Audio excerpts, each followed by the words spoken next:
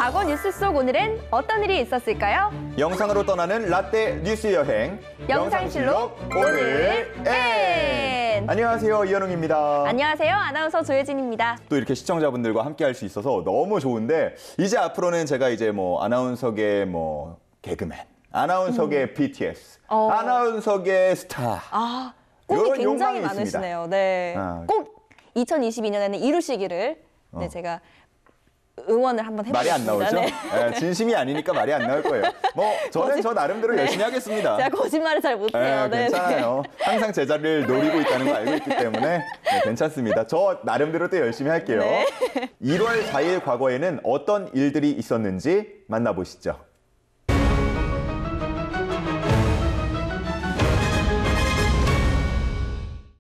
1932년 1월 4일 인도 민족해방운동의 지도자이자 인도 건국의 아버지로 불리는 마하트마 간디가 영국 정부에 체포됐습니다.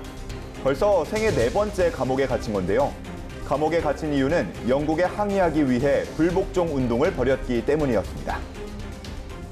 제가 알기로는 부잣집에서 태어나셨다고 들었는데 정말 자신의 신분도 버리고 대단하신 분이네요. 그렇죠. 금세기 마지막 성자로 불리기도 하는데 뭐 그만한 이유가 다 있었던 거죠. 간디는 1942년 불복종 운동에 돌입했다가 73세에 체포돼 9개월 옥살이를 했는데요. 1947년 8월 15일 인도는 3세기 반 만에 영국의 지배를 벗어나게 됩니다. 우리나라가 광복된 날도 8월 15일이잖아요. 네. 8월 15일이 여러모로 참 의미가 있는 날이네요. 그러네요. 뭐 역사적으로 의미 있는 날로 우리도 기억을 하고 있죠. 그런데 인도가 영국의 지배를 당했을 때는 무차별적인 폭행과 처형도 당연한 것으로 여겨졌다고 들었거든요. 그런데 당연한 것도 참 없는데 안타깝습니다. 아유, 그렇죠. 어떤 인종차별이든 이제 진짜 다 사라져야 합니다. 맞아요. 제가 기억하기로는 독립의 아버지 간디가 힌두교 신자에게 억울한 죽음을 맞이했다고 들었거든요. 1948년 1월이었는데 안타깝게 세상을 떠났습니다. 네, 오늘은 그 뜻과 간디의 명복을 좀 빌어보면 좋을 것 같습니다. 네. 자, 이제 다음인 2010년 1월 4일로 떠나보겠습니다.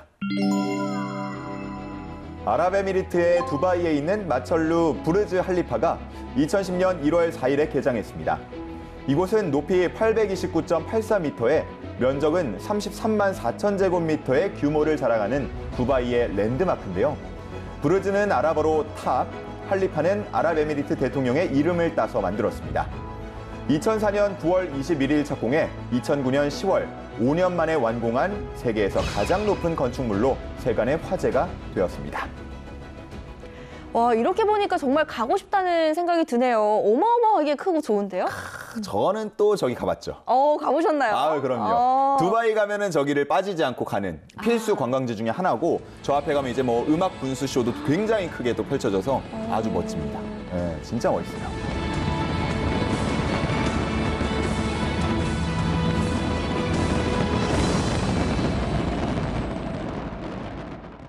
160층 높이의 건축물 부르즈 칼리파는 한국 기업의 건축 기술과 40여 개국의 기술자들이 협력해서 만들었는데요. 이곳에서도 한국의 건축 기술력이 대단하다는 것을 확인할 수 있었습니다. 진도 7의 강진과 초속 37m의 강풍에도 견딜 수 있도록 설계되어 있고 3일 만에 한 개층을 올리는 공정관리, 높이 570m를 쏘아 올리는 콘크리트 합성 기술, 인공위성을 이용한 건물 수질도 관리 등 최첨단 기술이 도입되어 있습니다. 우리나라에는 이 건축물과 비교할 만한 게 없겠죠? 건축물은 없다고 볼 수 있지만 네. 이제 서울에 있는 해발 836m 북한산과 높이는 이제 같다고 합니다. 산과 비교를 해야 네. 되는군요. 금액이 어느 정도 들었는지도 좀 궁금한데요? 이게 금액은 알려지질 않았는데요. 뭐 두바이니까 아마 우리가 상상하는 거 그 이상이 아닐까. 네, 그렇게 생각이 듭니다. 네. 예상할 때 금액은 이제 많은 사람들이 예상하기로 한 28조 정도, 우리 돈으로. 와. 그 정도로 예상을 한다고 하네요. 그렇구나. 아니, 앞으로 또 우리나라의 어떤 기술을 또 세계에서 만나게 될 수 있을지 기대가 되네요. 자, 이번에는 과거 1951년으로 떠나보겠습니다. 6.25 한국전쟁 7개월째인 1951년 1월 4일 일사후퇴라고 불리는 유엔군의 퇴각으로 서울이 다시 북한군의 수중에 들어갔는데요. 유엔군은 2달 전부터 전개된 중국군의 인해 전술에 밀려 남쪽으로 쫓겨 내려오다 서울을 내주고 말았습니다.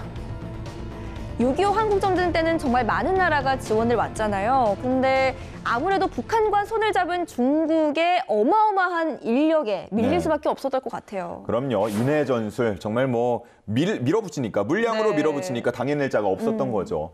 그런데다가 한반도의 중심지인 이제 서울까지 빼앗겼으니까 아마 굉장히 좀 힘든 상황이 됐겠죠. 네. 꽁꽁 얼어붙은 한강 위로 전쟁을 피해 남쪽으로 향했던 피난민들.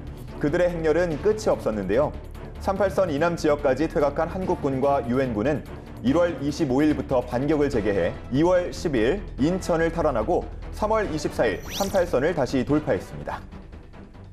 같은 민족끼리 싸워야 하는 이 현실이 참 마음이 아프네요. 그렇죠. 1953년 7월 27일 휴전이 협정되기까지 정말 많은 분들이 이제 세상을 떠나게 됐고요. 또 고향을 떠나는 분들도 많았습니다. 이산 가족분들이 만날 수 있을 때 좀 만나야 되는데 그런 날이 좀 빨리 오길 바랍니다. 맞아요. 예전에 TV에서 이산가족 찾기 프로그램도 많이 했었는데, 그렇죠? 정말 최장기간 생방송이었는데 맞아요. 그게 진짜 2015년 유네스코 세계 기록 유산에 등재될 정도로 정말 많은 분들이 봤고 많은 분들이 감동을 받았던 그 방송이었습니다. 맞아요. 83년 6월 30일부터 장장 136일 동안 계속된 KBS 이산가족 찾기 생방송.